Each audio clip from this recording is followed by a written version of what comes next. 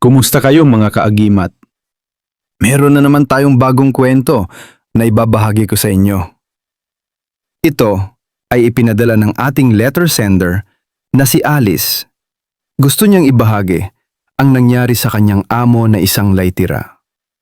Nakinulam at nakakakilabot ang nangyari dito. Nako, kaya tayo mga kaagimat, huwag basta-bastang manglait ah. Baka isang gabi, may kakaibang mangyari sa inyo. Pero bago ang lahat, huwag niyo namang kalimutan ang mag-like, subscribe, share at comment sa ating video. The clock strikes 12. Hold your charms close. And the terrifying story is about to begin. This is Midnight Agimat, your companion tonight.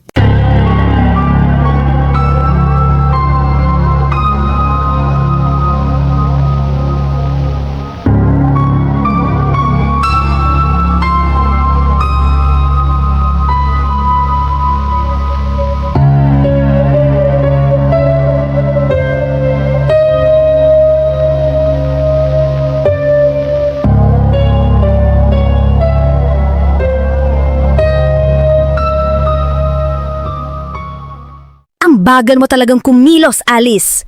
Akala mo ba pinupulot lang namin ang pinasasahod namin sa inyo, ha? Tsaka libre na nga pagkain mo eh. Wala ka pang lakas na maglinis. Kung di lang kita kailangan, matagal na kitang pinaalis. Pasensya na po. Pinupunasan ko lang po yung sahig kasi madulas. Ayoko pong may madapa eh. Tatapusin ko rin po agad lahat ng trabaho ko. Ate, kumalma ka lang muna. Kita mo namang ginagawa niya ang makakaya niya para matapos ang mga trabaho sa bahay eh. Hindi mo naman kailangang sigawan si Alice. Huwag kang makialam, Harold. Kasambahay lang yan. Hindi yan kasapi ng pamilya natin. Dapat alam niya ang lugar niya sa bahay na to. Mama, okay lang naman po ang trabaho ni Ate Alice eh. Malinis naman po siya sa gawaing bahay. Baka po pagod lang siya. Tumahimik ka dyan, Carol. Bata ka pa. Wala kang alam kung paano magdisiplina ng isang katulong. Hindi lahat dinadaan sa awa. Tsaka kita mo nga yung mukha niya, nakakatakot. Hindi ko ho ikinahihiya ang mukha ko. Nasunog ho to dahil sa pagligtas ko sa tatay ko. Ayos naman ako, Harold. Sanay na ako sa kapatid mo. Gagawin ko na lang po ng maayos ang trabaho ko sa susunod. Sana mapagpasensyaan mo pa ang kapatid ko. Ate, may hangganan ng kabutihan ng tao. Kahit isa siyang katulong, dapat respetuhin din natin siya. Pwede ba wag mo akong pangaralan, Harold?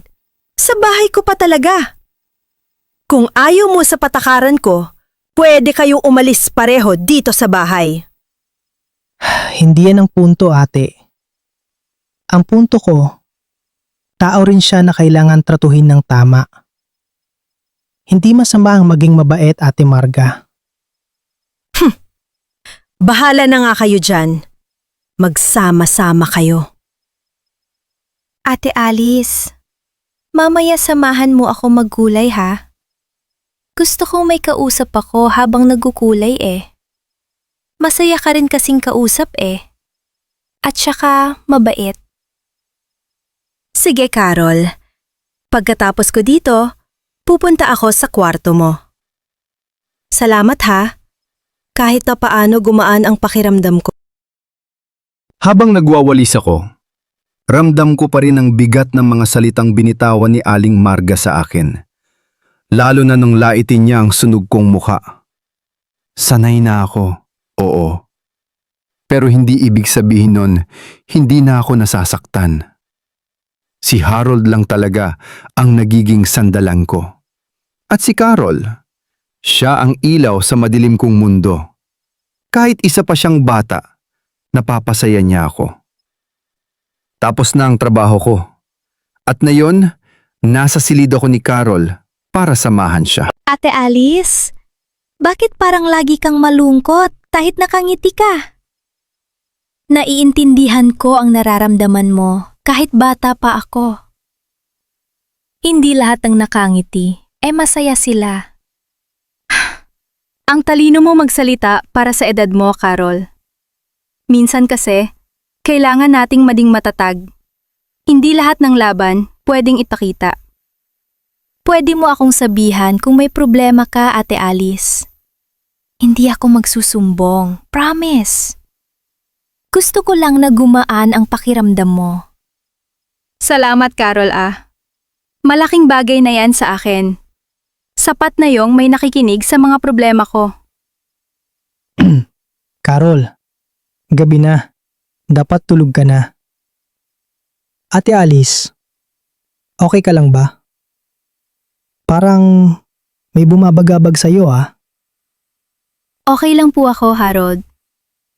Sanay na po talaga sa kapatid mo. Hindi na po bago sa akin ang mga sinasabi niya. Hindi ko gusto yung sanay na yan Para kasing tinanggap mo na lang lahat ng kasalanan kahit wala ka namang nagawang kasalanan. May mga bagay na dapat ipinaglalaban. Kuya Harold, huwag niyo pong pabayaan si Ate Alice. Mabait po siya, sobra. Parang siya pa nga ang nanay ko kesa kay mama Hindi kita pababayaan, Carol. At ikaw rin, Alice. Hindi ka nag-iisa sa bahay na to. Alalahanin mong may kakampi ka. Maraming salamat. Malaking tulong na po yan sa akin. Basta't nandyan kayo, gumagaan ang dibdib ko. Ate, pwede ba kitang yakapin? Para mas gumaan po ang pakiramdam mo. Oo naman, halika dito. Salamat, Carol Sa yakap mo, mas lalong gumaan ang pakiramdam ko. Hindi ko namalayan na nanginginig na pala ang kamay ko habang yakap si Carol. Sa simpleng haplos at mga salitang walang halong panghuhusga, unti-unting nababawasan ang bigat na daladala ko. Si Harold, ramdam ko na pinoprotektahan niya ako. Sa gabing yon, mahimbing akong nakatulog. Kinabukasan, nagulat ako sa malakas na sigaw ni Aling Marga. Ang sakit ng ulo ko! Parang pinipiga ang utak ko! May ginawa ka sa akin, Alice, ano? Wala po akong ginawa, ma'am. Naglinis lang po ako at natulog na kagabi pagkatapos ko sa kwarto ni Carol. Hindi po ako lumabas ng bahay. Huwag mo akong gawing tanga. Simula nung nakita-kitang kausap si Carol kagabi, ito na ang nangyari sa akin. Ano? May ginawa ka ba sa akin, ha? Mangkukulam ka siguro dahil sa pangit mong mukha. Mama, wala pong ginawang masama si Ate Alice.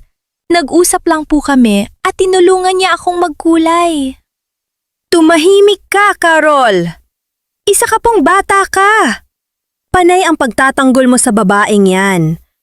Baka kung ano-ano itinuro sa'yo ng pangit na yan. Ang sakit talaga ng ulo ko. Ate, sumusobra ka na kay Alice. May sakit ka lang. Huwag mo naman siyang pagbintangan agad. Walang ginawang masama si Alice sa'yo. Siyempre, kakampihan mo siya. Hindi mo nakikita, may kakaiba sa kanya. Simula nang dumating siya sa bahay na to, puro malas na ang dala niya. Kita mo nga at namatay ang nanay niya dahil sa kanya. Ang pangit kasi. Sunog ang mukha at parang bruha ang buhok niya. Kung iniisip niyo pong ako ang gumawa niyan sa'yo, aalis na lang po ako, ma'am. Ayoko pong maging dahilan ng pagkakasakit niyo. Ayoko po ng gulo. Hindi ka aalis, Alice. Alam kong wala kang kasalanan. Tama na ang paninisi, Ate Marga. Mama, please. Masama po ang pakiramdam niyo. Magpahinga na lang po kayo. Hayaan niyo na po si Ate Alice. Kayong dalawa, parang pinagkakaisahan niyo ako Lahat kayo ang pangit na bruhang yan ang kinakampihan ninyo. Makikita nyo din ang tunay na ugali ng babaeng yan. Hindi pa tayo tapos, Alice. Naintindihan ko po ang galit nyo. Pero wala po akong ginawang masama sa inyo. Sana balang araw, makita nyo rin po yon. Sa unang pagkakataon, hindi takot ang naramdaman ko, kundi lungkot. Ang bigat ng paratang niya sa akin. Pero sa likod ng mga panlalait niya sa akin, may dalawang taong tumayo para protektahan ako. Hindi ko alam kung ano ang susunod na mangyayari. Pero alam kong hindi na ako kasing hina tulad ng dati.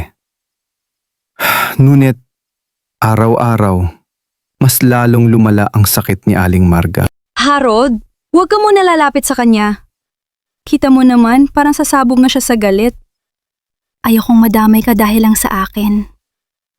Hindi kita iiwan dito mag-isa, Alice.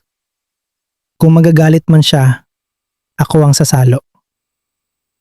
Ano na namang pinagbubulungan nyo dyan, ha?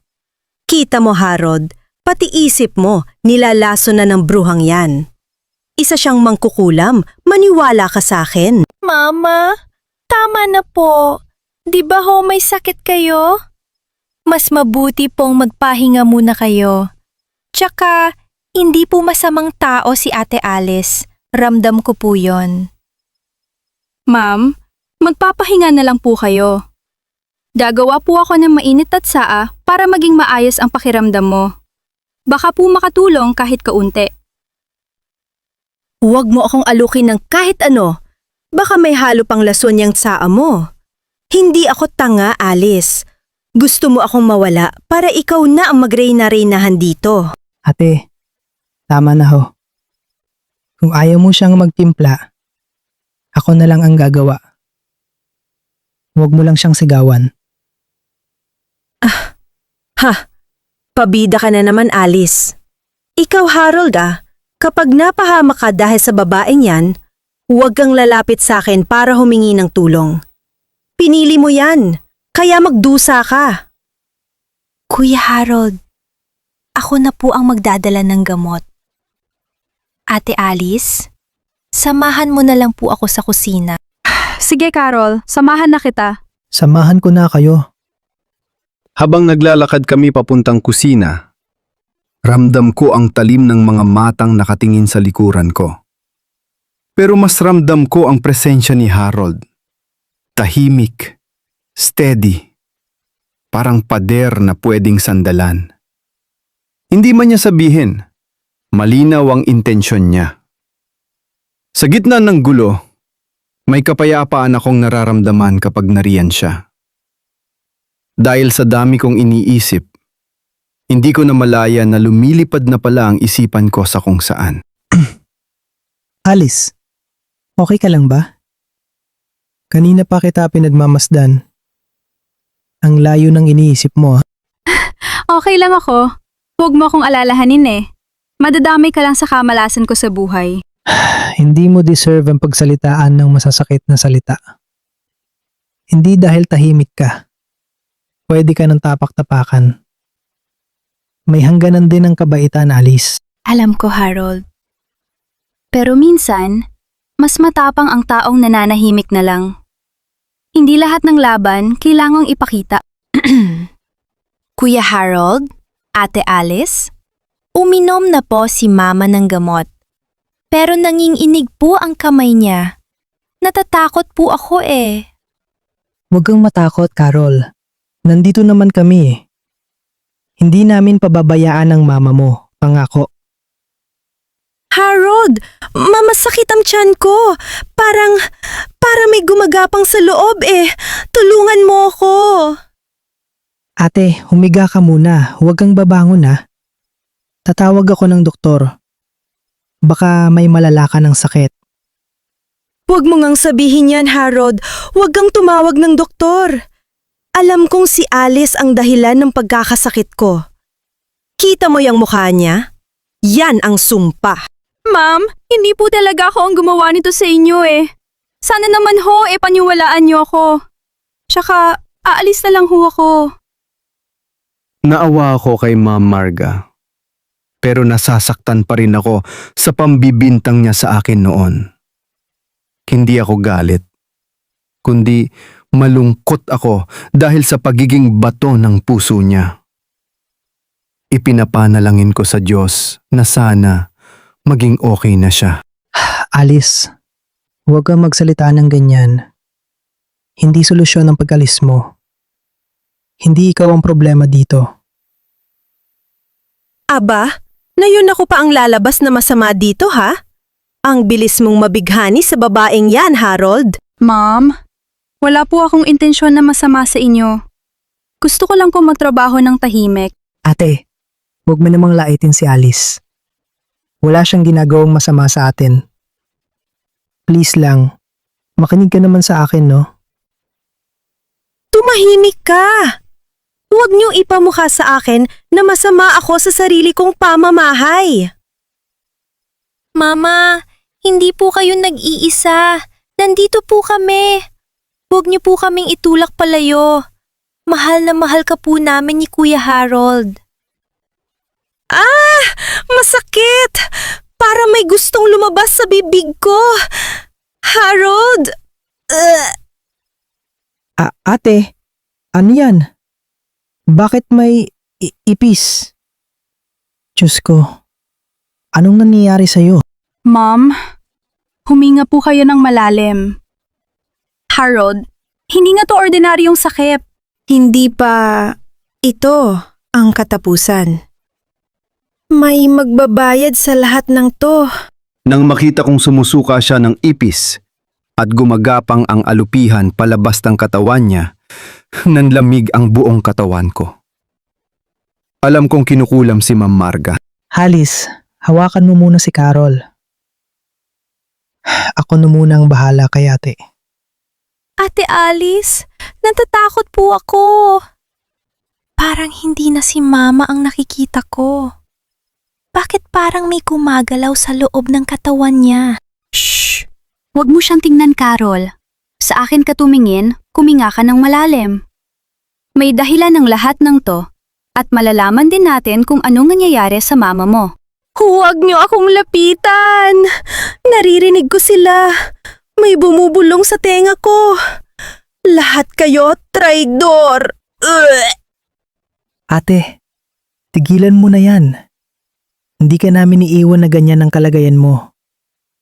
Diyos ko, ang daming alupihan ang lumalabas sa butas na ilong mo. Pati sa tenga mo, Ate Marga. Siya ang malas sa bahay na to. Simula nang dumating siya, puro kamalasan ang dala niya. Ma'am, pasensya na ho kayo. Wala ho akong kinalaman sa nangyayari sa'yo. Marga, tama na yan. Kung may dapat kang sisihin, ako yon.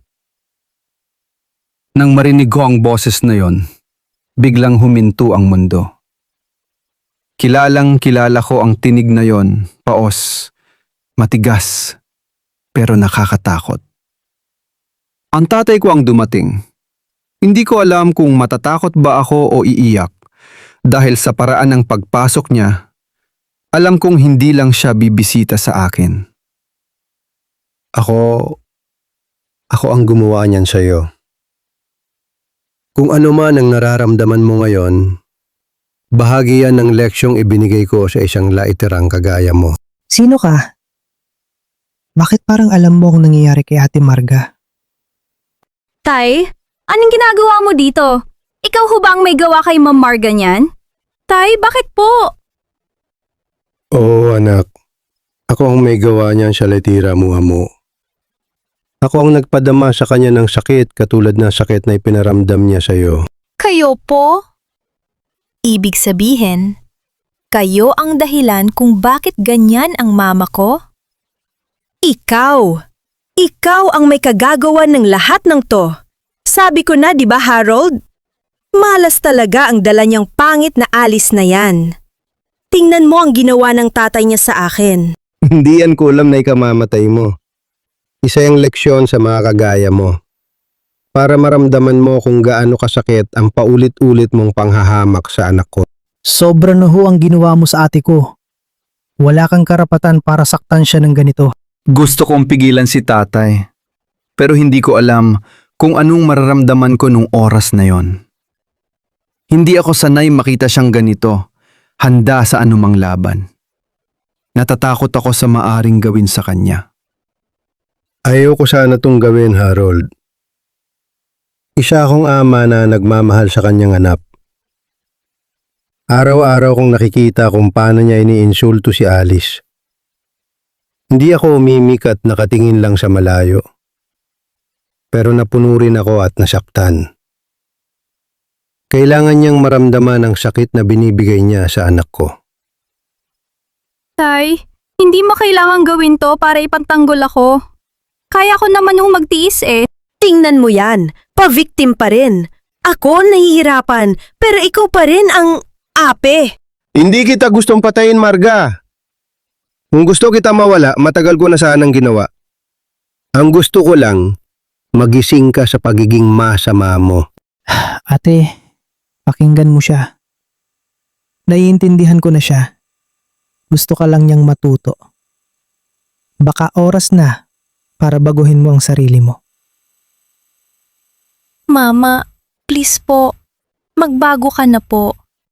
Ayoko kayong nakikitang nasasaktan at nahihirapan. Akala ko, ako ang pinakamalakas. Pero, bakit parang ako ang unang bibigay?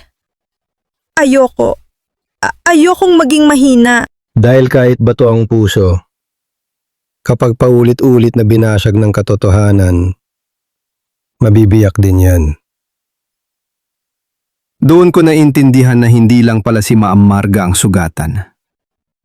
Lahat kami may bit-bit na galit, takot, at pagmamahal na hindi namin na ipapakita.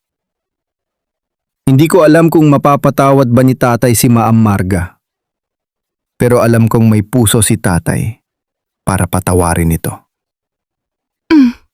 Tay, patatawarin niya na ho si Ma'am Marga. Itigil mo na ang kulam sa kanya.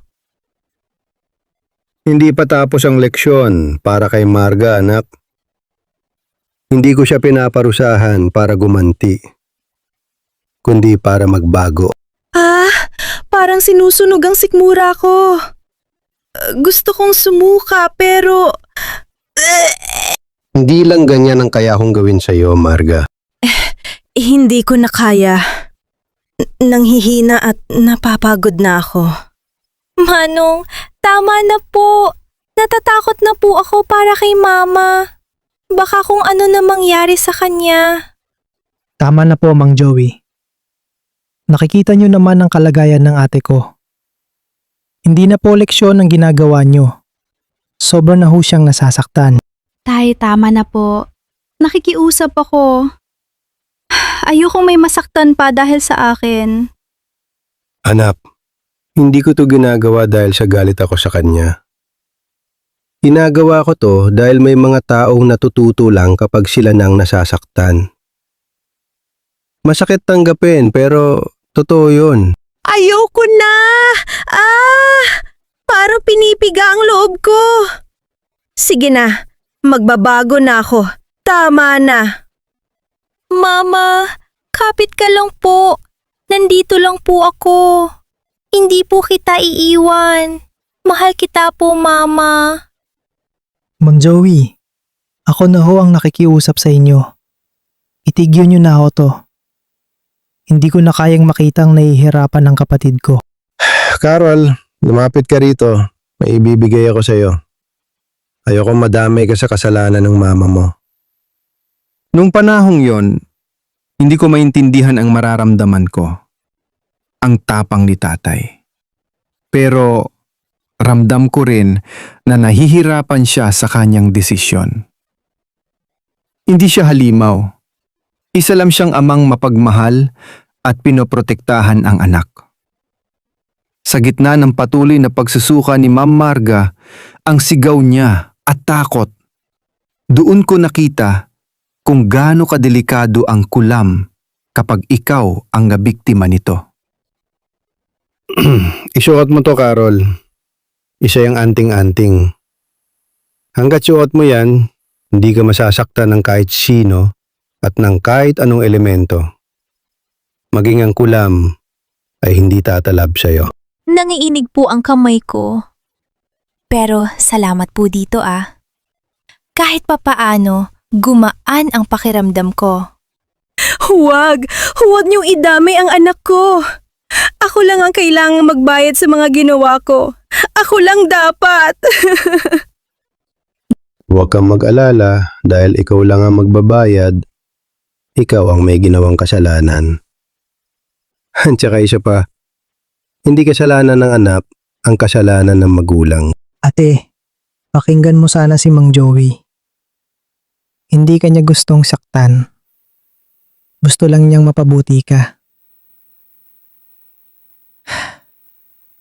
Minsan, kailangan talagang masaktan para matauhan. Ma'am, hindi ko hiniling to. Gusto ko lang po magtrabaho ng tahimik at magkaroon ng respeto sa isa't isa. Hindi niyo po ako kalaban. Tumahimik ka muna, Alice. Ayoko munang marinig ang mga sasabihin mo. Hindi ko tatanggalin agad ang kulam sa iyo, Marga. Bibigyan kita ng oras para mag-isip.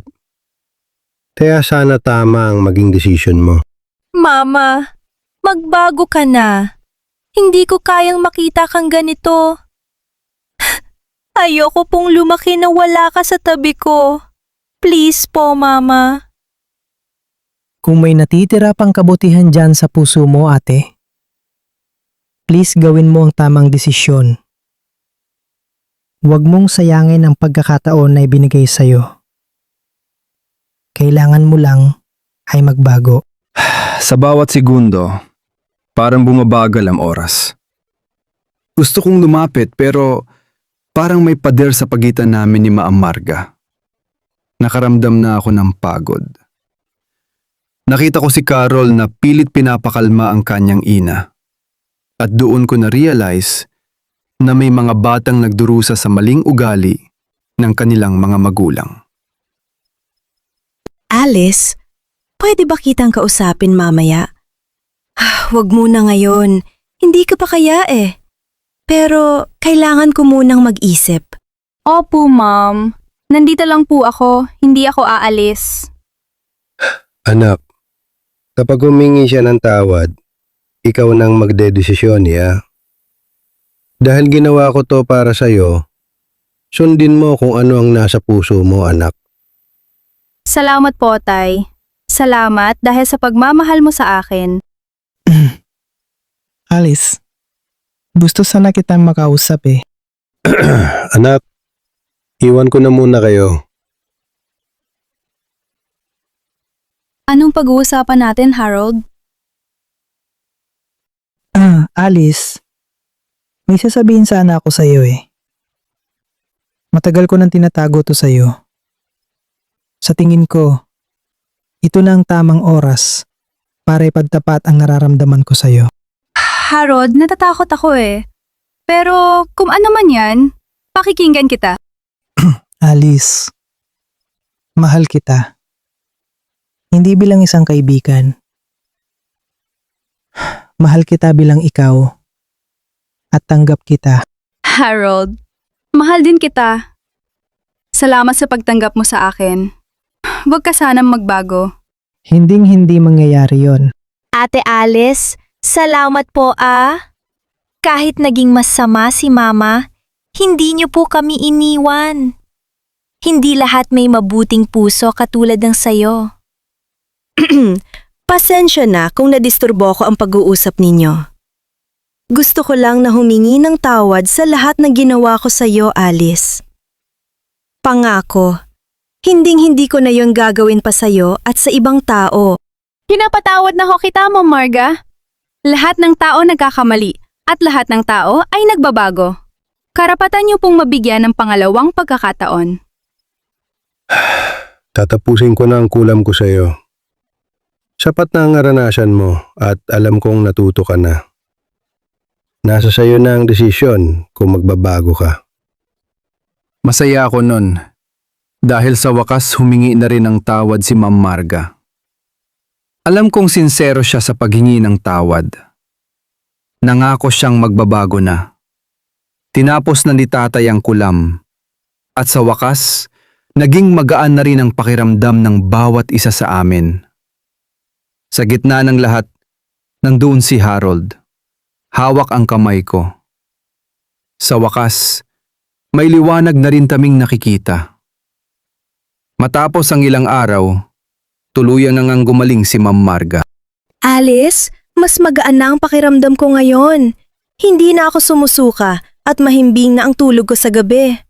Salamat dahil hindi mo ako sinukuan kahit ang sama-sama ko sa'yo. Ang mahalaga po sa akin ngayon ay makita kayong maayos, ma'am. Hindi naman po tayo lalaya kung puro galit ang nasa puso natin. Mas magaan sa pakiramdam kapag marunong tayong magpatawad. Ate Alice, ang saya ni Mama ngayon oh. Ngayon ko lang ulit siya nakita na nakangiti. Talaga hong nagbago na siya. Carol, tulungan mo nga ako dito sa mesa. Ang sarap pala kapag ikaw mismo ang naglilinis ng bahay mo. Tsaka, nakakapag-exercise na rin ako. Ganyan po talaga, ma'am. Ang simpleng gawain, nakakatulong para maging mas malusog tayo. At mas masaya pa dahil tulong-tulong tayo sa pag-aayos at paglilinis ng bahay. Mukhang reunion ng mga masasipag ah. Masaya akong makita kayong ganito araw-araw. Alice, magpahinga ka muna. Ayaw kong napapagod ka. Ayos lang ako, Harold. Mas masarap maglinis kapag may kasamang chismisan. Tsaka ngayon lang to nangyari kaya susulitin ko na. Ikaw talaga, Harold. OA ka masyado sa reaksyon mo. Ang mas mabuti pa, ipaghanda mo na lang kami ng pagkain at maiinom. Oo nga, Kuya Harold. Kanina pa kami naglilinis dito eh. Para may ginagawa ka naman. 'Di ba, Ate Alice? Oo, Carol. Sang-ayon ako sa'yo. Heto na nga oh, alis na ako. Pangako ko sa'yo, anak. Hindi na ako babalik sa dating ako. Ayokong maging dahilan ulit ng kalungkutan at takot mo. Abang sabay-sabay kaming naglilinis, magaan ang aura sa loob ng bahay. Hindi mabigat, walang takot at wala kang maririnig na sigawan. Si Ma'am Marga, ibang-iba na kaysa dati, tahimik na siya ngayon at maayos na kung makitungo. Habang si Carol, palaging nakikipaglaro sa amin ni Harold at may oras na rin sa kanya ang mama niya. Itinuring na nila ako na miyembro ng kanilang pamilya simula nung magkaroon kami ng relasyon ni Harold. Si Tatay Joey naman, gumagawa ng gamot para sa mga sakit sa lugar namin. Alice, ihahalo ko na tong huling dahon sa gamot. Para to sa mga may sakit sa kabilang baryo. Mabuti na lang at gumagaling agad sila. Nakakabilib po kayo, Tay. Hulog ho talaga kayo ng langit dahil sa pagiging mabuti niyo sa iba. Hindi ho ba kayo napapagod? Napapagod ang katawan. Pero hindi ang puso, anak. Kapag alam mo may gumagaling dahil sa gawa mo, sapat na yon para magpatuloy ka. To, Hey Joey, ipapadala ko na mamaya yung mga kailangan nyo. Maayos na ang kita ng negosyo namin na yon. Mas mabilis na ang galaw ng mga trabahante, kaya mas mabilis ang kita. mabuti naman at natuto ka ng patakbuhin ng negosyo ninyo. Ito ang tandaan mo ha. Hindi lang perang puhunan, anak. Kundi malasakit din sa mga taong gumagawa ng trabaho para lumago ang negosyo mo. Harold, salamat sa pag-aasikaso sa lahat ah. Hindi ko akalaing darating ang araw na ipagmamalaki kita ng ganito. Ate, ginagawa ko to para sa pamilya natin. Gusto kong maayos ang lahat at maging masagana ang pamumuhay ng lahat. Kita mo yon, Ate Marga? Ibang klaseng glow ang dala ng pagbabago ni Harold. Mas maliwanag pa sa kuskus na sahig eh. Ate Alice, kayo na po ba ni Kuya Harold? Ang sweet nyo na ah. Halata, masyado si Kuya eh. Tingnan mo nga ang mga titig niya sa'yo oh. Carol, huwag ka nang maingay dyan. Tsaka, kami na ng ate mo. at balak ko na siyang pakasalan. Malakas na palakpakan ng pumuno sa buong bahay. Nang marinig ko yon, may kumiliti sa puso ko. Sa gitna ng lahat ng pinagdaanan namin, doon ko na-realize na ang saya pala ng pagmamahal kapag walang galit at takot sa puso. Tahimik na ang buhay namin. Nakikita ko sa mga mata ni Harold na handa na siya. Makalipas ang ilang buwan, isang surpresa ang inihanda ni Harold para sa akin. Alice, iha, tulungan mo nga ako dito sa paglalagay ng kurtina. Kailangan malinis at representable. May bisita tayo mamaya. Espesyal to. Opo, Ate Marga. Pero sa tingin ko, hindi lang simpleng bisita lang to Parang buong baryo yata ang darating. Ate Alice, ready na ang mga bulaklak. Sigurado ako na ang ganda niyo po mamaya. Promise! Excited na nga ako eh. Alice, handa ka na ba? Hindi man bongga ang kasal natin. Sisiguraduhin ko na ikaw ang magiging pinakamasayang babae sa araw na ito. Ikaw ang gusto kong makasama habang buhay. Diyos ko! Ginulat mo naman ako, Harold. Pero handa na ako para makasama ka habang buhay. Hindi tayo perpekto, pero lagi nating piliin ang isa't isa. Anak, binabasbasan ko ang pasasama ninyong dalawa. Alagaan niyo ang isa't isa. Tandaan niyo, ang pagmamahal, parang halaman yan, inaalagaan at dinidiligan araw-araw. Iha, salamat at napatawad mo ako. Sa totoo lang, masaya ako para sa inyo. Salamat dahil pinili mo pa ring manatili. Salamat din po, Ate Marga. Masaya ako sa pagbabago ninyo. Hindi lang kayo ang natuto, kundi maging ako. Yehey! Ate Alice, ate na talaga kita ngayon ha? Ayaw kitang tawaging tita. Si Kuya Harold nga. Di ko din tinawag na tito eh. Simula ngayon, pamilya na talaga tayo. Walang iwanan, at laging magmahalan at magtulungan. Sa araw na yon, napuno ng kasiyahan ng buong bahay. Wala nang multo ng nakaraan.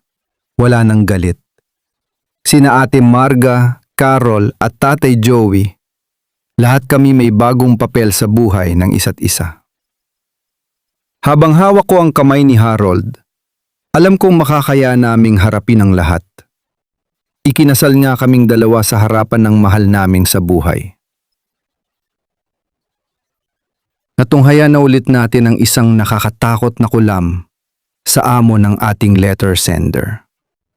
Kaya mga kaagimat, lagi tayong maging mabuti sa ating kapwa. Huwag nating tingnan ang estado nila sa buhay. O hanggang sa susunod na kwento. Ako si Midnight Agimat, ang lagi niyong kasama sa mga nakakatakot na kwento.